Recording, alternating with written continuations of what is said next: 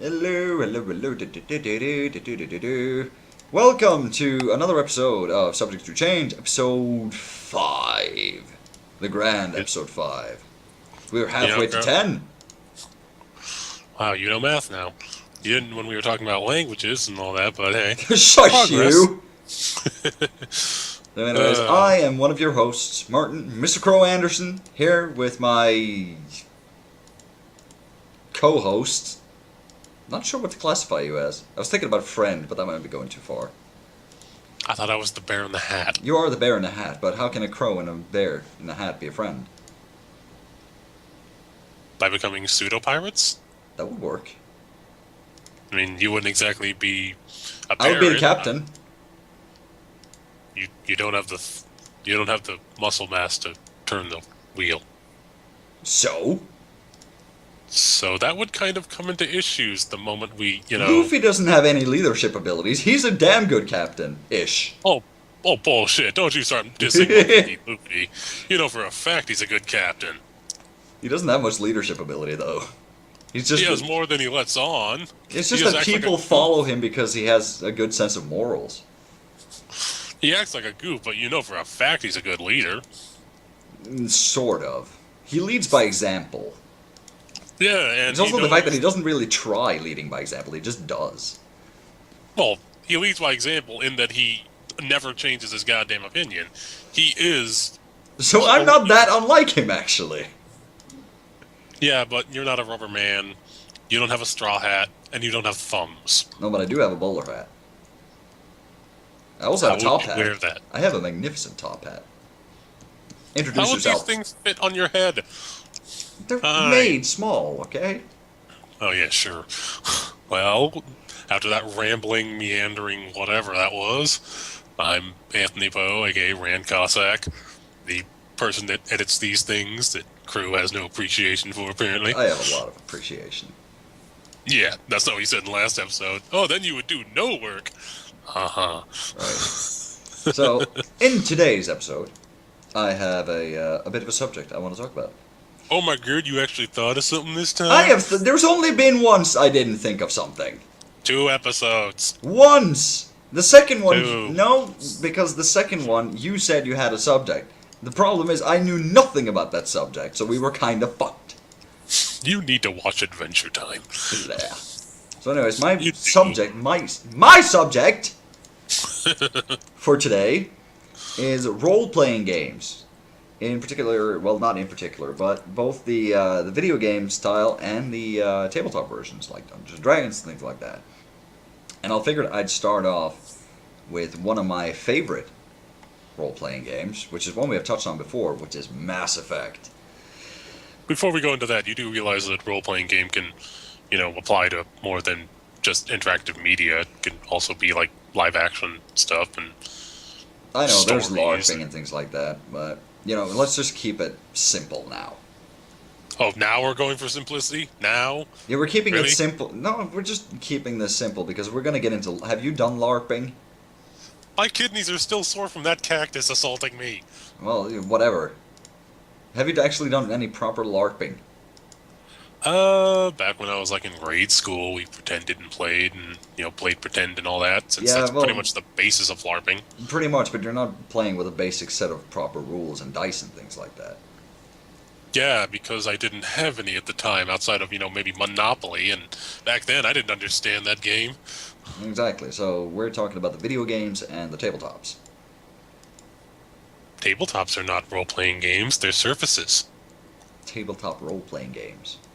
So you wanted me to keep it simple, and when I got as simple as it can be, you have a problem with it. What the hell am I supposed to do here? You're supposed to follow my lead and talk about role-playing games, or in particular, in this case, Mass Effect. Okay, but I'm not going to follow too closely. Last time I did that, you shit on my head. Yeah, well, that's beside the point. Frickin' bird. The people here do not need to know what we do on our spare time to entertain ourselves. Unless you bring it up in order to make yourself chuckle. Yes. It's a good thing you understand. So yes, Mass Effect. Understanding and enjoying it are 2 different things. Exactly. Well, Mass Effect. Mass Effect is, in case you did not know, a science fiction role-playing, action role-playing game. Is that the way to be describing it? Action Don't be RPG. role-playing. I would more describe it kind of as an action tactical RPG, so to speak. Well, Since, in the first game was more tactical action RPG. It became just more straight action RPG in the later entries. yeah, am I the only one that thinks it doesn't make any freaking sense that in the first game, all weapons have unlimited ammo and just have to cool off, but in the second game, you have to have heat clips, I otherwise... believe the explanation for that was you had universal heat clips, and you actually got more effect out of the weapons that way. Well, In in that, the with original... more conventional ammunition, in with the way it works is the heat clips, are just to make sure the gun vents faster. In that the ammo is still basically infinite, but the gun will overheat quicker. That's why you need the heat vents. Yeah, but in the original one, sure, their only, drawback was that they overheated, but they still had unlimited ammo. When you run out of heat clips, boom, you've got no way of firing that gun. I know. That seems like a crippling drawback. From like an efficiency standpoint, it is kind of stupid. But I I understand the liked it reason in all the terms. I same. liked it in terms of gameplay. Yeah, I understand it all the same, and I honestly didn't mind it. I enjoyed it, but it's still, from a logical standpoint, it just made my brain itch. Yeah. But the thing I want to talk about in Mass Effect is the story, and for the most part, it has a very good story. It has very good characters, which is what makes the story good. See, that's the difference. The story, in my opinion, it's okay. It ends horribly, but Yeah. you can sort of forgive a story to an extent. I can't forgive it entirely. If you have really good characters and atmosphere and setting, and to its credit, this game has fantastic setting, fantastic characters, and really, good situations that it puts you through. And not only that, it has very solid science in it as well, which is actually quite surprising when you think about it. Debatable. Like, a lot of the science going on there is not something that is impossible. Theoretical at the moment, sure, but it's not impossible. Like, for example, the way the guns work. Because in Mass Effect you have something called EZO, which is Energy Zero. Element Zero. Element Zero. And the way it works is that it basically decreases or increases the mass of something by increasing or decreasing its gravity. Is that how it works? I believe it it has an effect on the object's mass. Hence, Yeah. oh, hey, mass effect. Yeah, Title drop. exactly. So the way it works in particular with the weapons is you have this sheer like metal slug inside the gun, and the gun will then chip off small pieces of this, which is suspended in a Mass Effect field. So it has no mass in there and is then projected out of it with electricity. And because it has no mass, it basically exits the barrel at the speed of light. And when something, it doesn't matter how small it is, when it's moving at the speed of light, it's going to punch a hole in you. Yep. And so essentially, you could load a freaking, medieval cannonball into a pistol, and boom, you've got an entire, couple of clips worth of cannonball ammo. Yeah, because it doesn't weigh anything. And it doesn't have any physical mass to it. It pretty much ceases to exist to a tiny extent. Yeah, until it leaves the barrel, until which all its weight comes back to it, at which point it's moving at the speed of several Mach. Yeah, it breaks far beyond its natural terminal velocity. And it's also the way they move through space in FTL, faster than light travel, is they cloak the ship in this Mass Effect field, which, it's very draining on their fuel? Reactor, Something like it's very draining, so they can't use it indefinitely. But they reduce the mass of the ship and then propel it forward. And when something doesn't weigh anything and you're in space, which has no resistance whatsoever, you're gonna move really freaking fast. Yeah, when you can ignore the laws of physics in space, a la Doctor Who, the Doctor himself has even said, "Oh, my people, they found a way to completely ignore gravity years ago." Yeah, they pretty much made But- physics their bitch. Oh, in so many ways. Yeah. But yeah, when you make it so you can ignore physics entirely and move at insane speeds, you're gonna go from one spot to another in a heartbeat.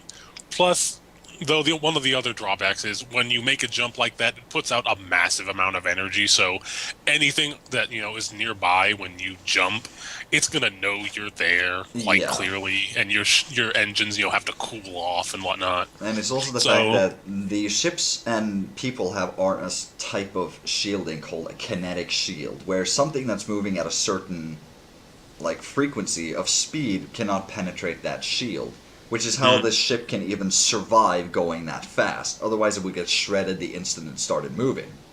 It would mm. just completely implode. Oh, by the way, in advance for those listening, this is going to have spoilers, folks. Oh So yeah, heavy spoilers here, because we yeah. are probably going to get into the ending. Oh my yes. So Ooh, that is. you have been Oh my fairly god. warned, ladies and gentlemen.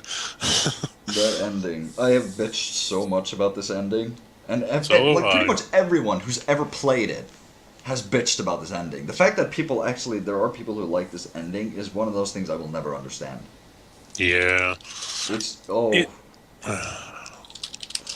it's like Bleach in many ways. But it was BioWare. Kuboified. The Yeah, ending, the BioWare. ending to Mass Effect 3 had Kuboitis. It was BioWare. They got too big for their britches and they promised way too much. Yeah. They promised so many things, and then when it came down to, it actually coming out, they shit the bed, and then afterwards, when people were trying to clean up the mess, they grabbed the Shit it person even by more. the. Yeah, they crapped on it again, grabbed them by the scruff of their neck, and just rammed their face right into it, and Yeah. said, "It's art." Because the biggest problem that the ending was complete horrible. Let's go over a general gist of the story Yeah, before we so completely confuse the, people. the way it works is you have the main character, which is Commander Shepard, who can be Hmm. male or female. Yeah. I play FemShep because that's how I roll. And the way it is there's this intergalactic race. They're not just spaceships, but they look like giant flying scarabs that are Yeah, spaceships, but these are sentient. Okay, they're a race called the Reapers. and they're more ancient than pretty much any race's recorded history. Yeah, They it's actually a predate good way to. existence. There's actually a good way to calculate it because the Reapers only show up every 50,000 years, Hmm. and when they do, they convert like 2 or 3 races into more Reapers, and then they go back into hiding again for another 50,000 years.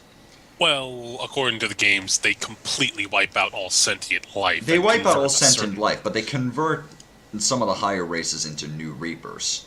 Yeah, for the remainder of them, they pretty much just use them as genetic fuel for whatever the hell they're Yeah, doing. except the lesser races that have not even gotten to spaceflight yet. They leave them alone because they have to continue the cycle.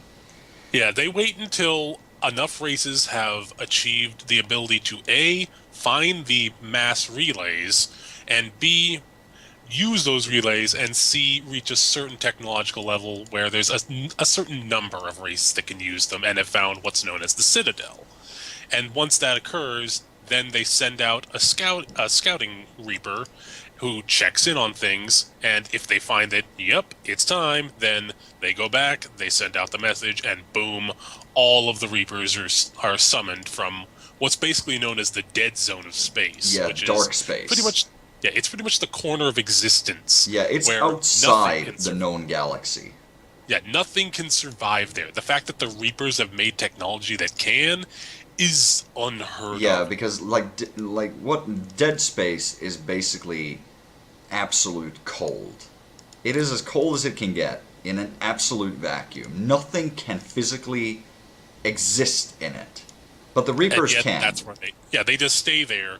And one might wonder, well, how do they survive that long? If they're technically living in some kind of sense, how do they live for that long between each, reaping? Simply put, they can pretty much put themselves in stasis for Yeah, as they long as they remain need. dormant for 50,000 years at a time. And my point that I was going to make is you can easily calculate how long they've been doing this by let's say then there is 1,000,000 Reapers ish. And they only do this once every 50,000 years, and each time they take, let's say, 2 races. So you can actually, by, someone better at math than me, will actually be able to figure out how many years they've been doing this. So you have a Reaper And then every 50,000 years, they double. And there are now 1 million of them. So that would basically be, what, 1 million times 50,000? And that's how many years they've been going? Oh dear God, that's a lot of zeros. I just pulled it up on a calculator using pretty much the statistic you gave, and it's 1, 2, 3, 4, 5, 6, 7, 8, 9, 10, 11, 12 plus 12 digits plus a 5 at the very beginning, so that's 13 digits. Good God, yeah, that's a lot. Yeah. So that's how long these Reapers have been around. Approximately. Yeah. Billions upon billions of years. Mm-hmm. Yeah, so that's the big overlooming hanging threat words.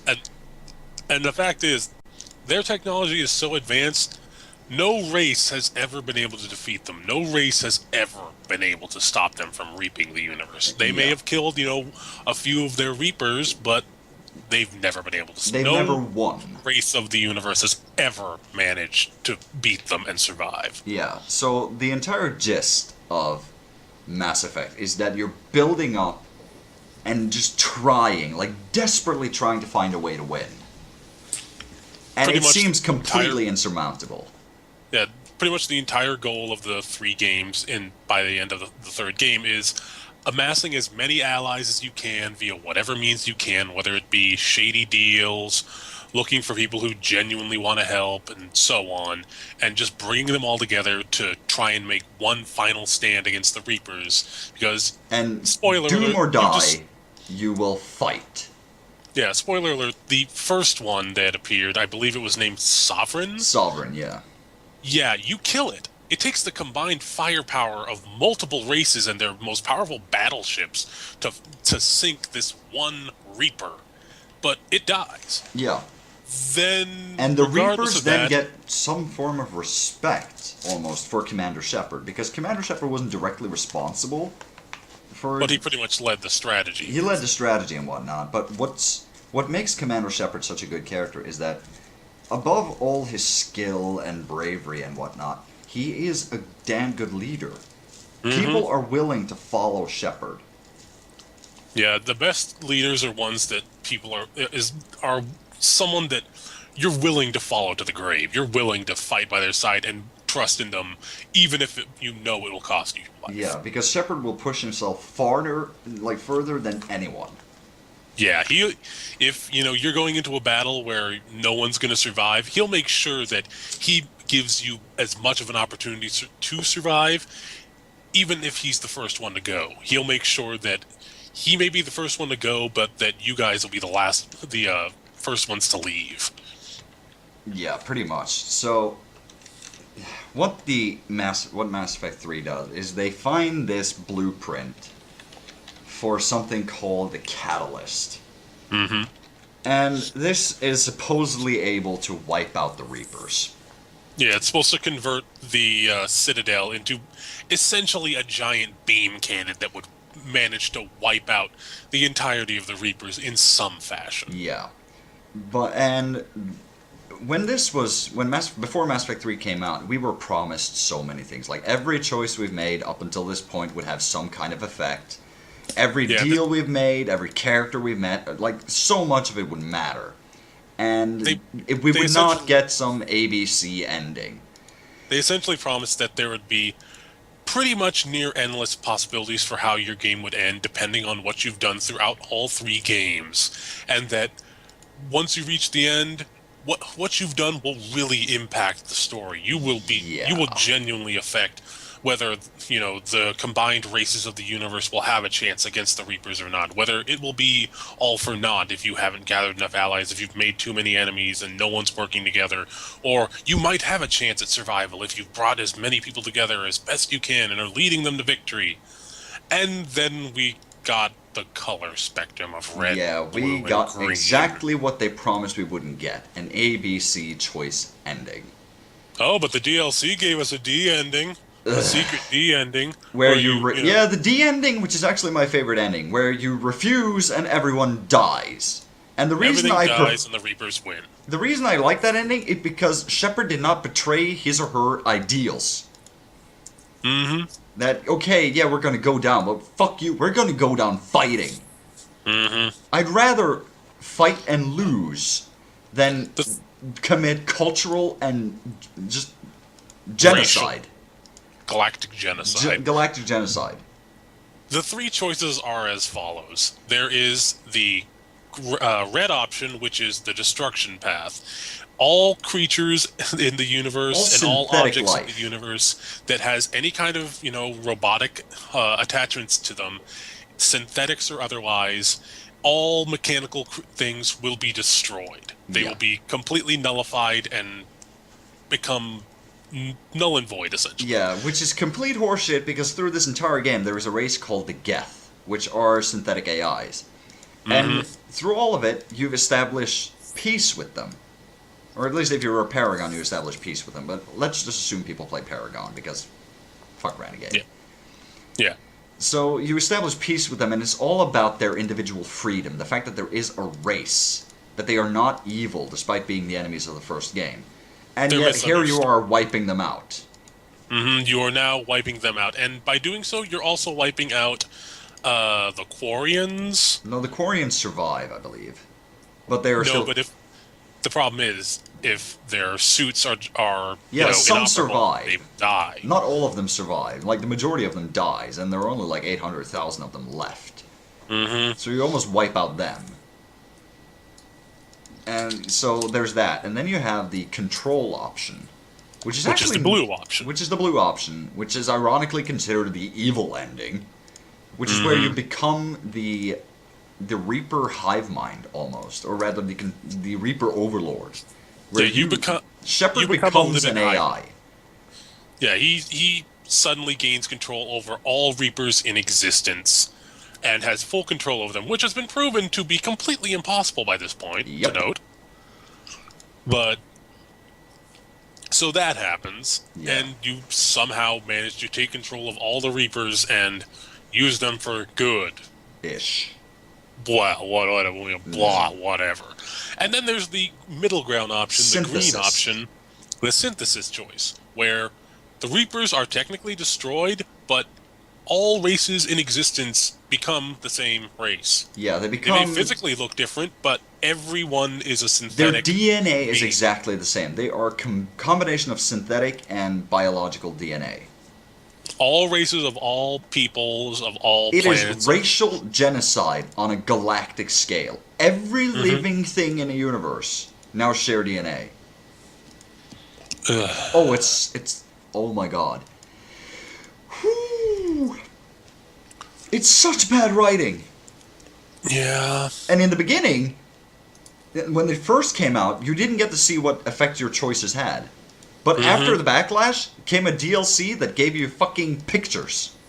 Yeah, and the problem with that was the fan base of Mass Effect actually came out with a really amazing theory called the indoctrination theory. I would believe we've almost mentioned this suggest once you before. look this up. There are videos on YouTube about this. Yeah, I have one of them favorited because Is it it just like explain things there is perfectly. one guy who I think it's Clever Noob that did a called it the indoctrination documentary, I think it's called.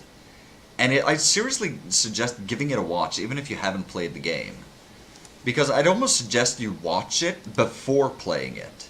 Because it will make the experience very enjoyable. Because the indoctrination in Mass Effect is where the Reapers exert basically a form of mind control over you. Yeah. To make you do their bidding. And the indoctrination theory is that Shepard has indeed become indoctrinated. He became indoctrinated somewhere near the first game. Yeah. Somewhere Because he else. had direct contact with Reapers, and he's had so many times. The fact that he's not indoctrinated is actually more surprising.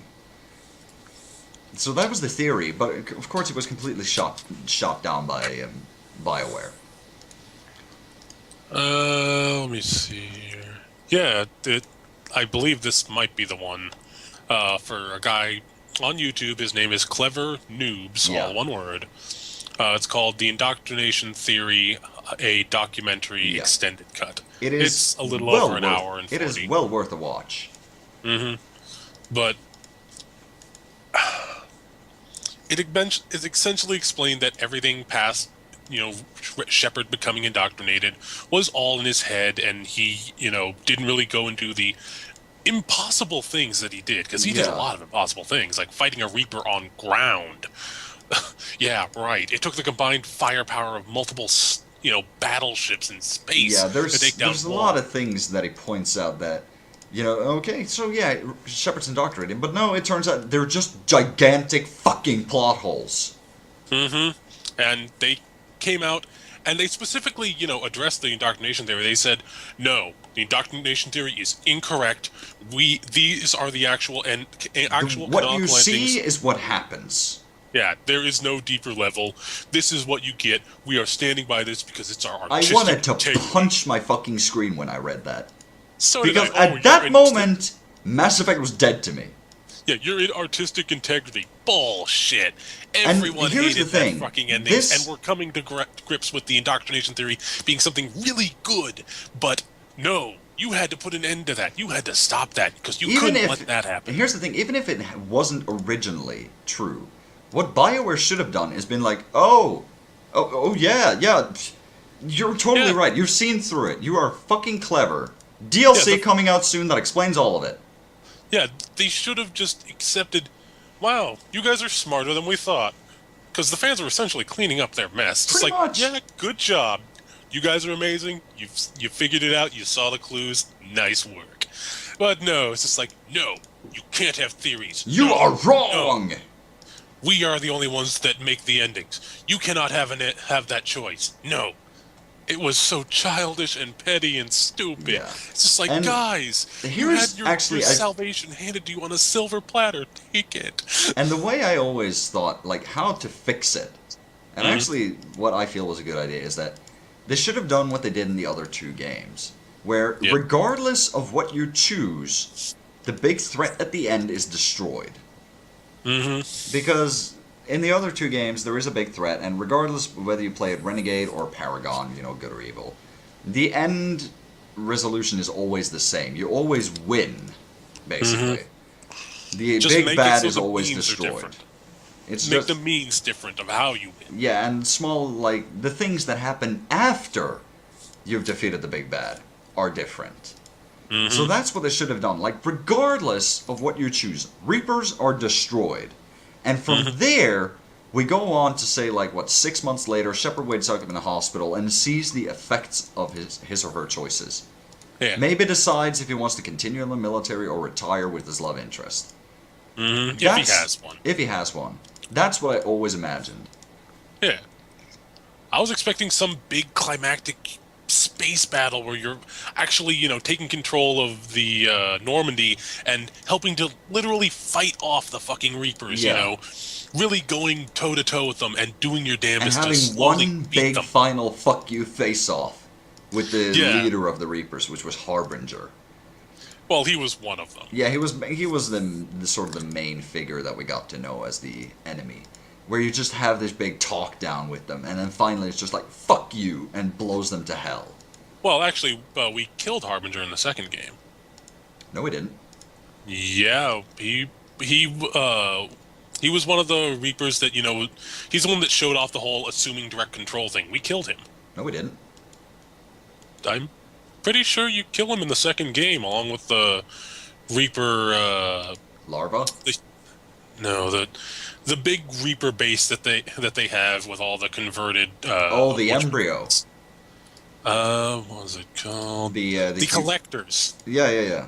Yeah. No, you don't. Because you see, actually, in the final cutscene of the game, you see Harbinger come out of Dark Space. Oh. And you also talk to him in the Arrival DLC.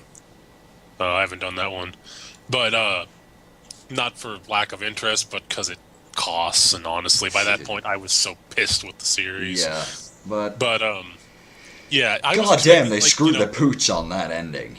I was expecting a giant space battle ending with you having to resort to using, the Citadel thing, or, defending it in space against the Reapers until it was ready, and then going to the Citadel and pretty much the operating cost, it to blast them to shit. Yeah, and the cost of what you'd have to do, like the amount of lives that would be lost.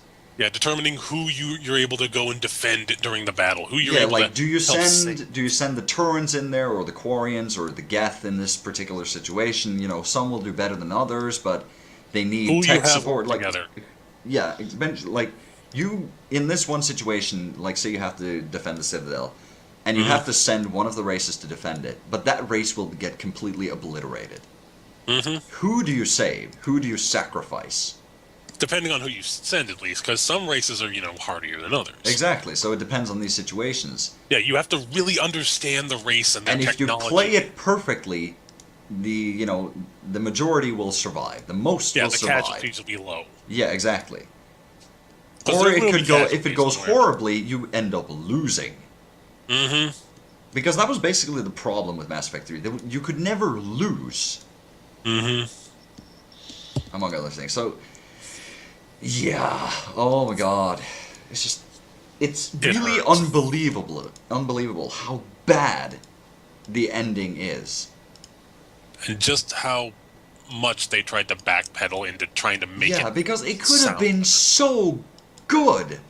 It could have been one of the greatest gaming moments in current gaming history. Yeah. It could have become a legendary gaming moment, but no. The games still are indeed amazing and fantastic, especially 3's multiplayer, but if you're going for a really deep story that has a fantastic conclusion, you're not getting it here. No. But it has a lot of great character moments going on. Mm-hmm. Like with Thane when he's in when he goes. Legion in particular. Oh Morden, god, I love Legion. and Morden could, oh fucking hell, when he sacrificed himself, it's just spectacular. Had to be me. Someone else might have made a mistake. Exactly, and you know he's right. Well, you know that he will indeed get it right, but that there's no certainty that he was correct, that if someone else did it, it wouldn't work. But He wanted to do it because he wanted to redeem himself for something he had done in the past as well. mm-hmm. And there are a lot of great moments, in particular one of my favorite moments in the entire series, which was never capitalized on, of course, is actually in the Shadow Broker DLC. Mm-hmm. Where if you romance the character called Liara, the Nasari. the Shadow Broker DLC is amazing because this is the second game, and if you romance Liara in the first one, she's happy to see you again in the second game, and she'll love you forever, blah blah blah. But she still has issues, Mm-hmm. because you've been gone for 2 years. Oh, by the way, you died and came back. Yeah, you kind of got thrown into space and fell through orbit, Yeah, but you got better. you got better. Which is exactly what Shepard says. I got better. Which was pretty great. But so Even the though it's Shadow been disproven. at the end of the Shadow Broker DLC, you reunite with Liara and you have a great moment. And Liara asks you like, "What are you gonna do after this war is over?" And Shepard says, marry, retire, have a lot of little blue kids because sorry, you're blue. Mm-hmm. And this was teased, and this is something they wanted to do for 3, but no. But the people I feel the most sorry for are the people who romanced Tali. Because Tali is what's known as a Quarian, which are basically alien in spacesuits. They all have suits. They can't live without their suits. Mm-hmm. And it was always like no one knows what a Quarian looks like underneath this suit. No one has any idea. So it was it had been teased many times that they took off her mask, but we never saw her face. So everyone thought, well, the Mass Effect 3, we're finally going to see what's behind her mask. And we do see it in a photoshopped stock photo on Shepard's desk, which is pretty pixelated. And that's it. But yeah, we could go on, but well, we're trying something new, folks. We're giving you a shorter episode to see if you prefer it this way. Yeah, we realize that, well, rambling is fun and can be fun to listen to a full hour. Not everybody has that. So It's a bit too much sandwich for most to take. yeah. So are we at 30 minutes now then? Oh, we're already at 34, my friend. Oh shit! Abandon ship! Abandon ship! This has been fun, everybody. Good night. Bye! You can follow me on Put down the Norse Crow. crowbar. What? Put down the goddamn crowbar. I will not put down the crowbar. I will wield this crowbar like a fucking Gordon Freeman. Look, you can Like pick up a dead- Gordon Freeman. Look, just because you picked up one of your dead friends, that does not mean you can use it as an actual, literal crowbar. Mike the Seagull is not dead! He is totally moving! Just You're because he swinging moves him. by strings does not mean he's dead. Oh, God. Good night, folks. I have to get the sedatives. Yeah. You can follow me on the Norse Crow at Twitter. You can follow him at Rand Cossack at Twitter. If you're interested in seeing more of my stuff, I am on YouTube as well, at the Norse Crow. So, yeah, he's gonna go get his sedatives. Okay, Crow, just hold still. You know, it's not. It's only gonna hurt for a minute, okay? It's only gonna hurt for a minute. What are you doing? Just stay still. Is that a gun? No. Hey, no. Are you gonna shoot me with that? Potentially. Just, no, not. No. Why are you pointing? What? Why? Ah!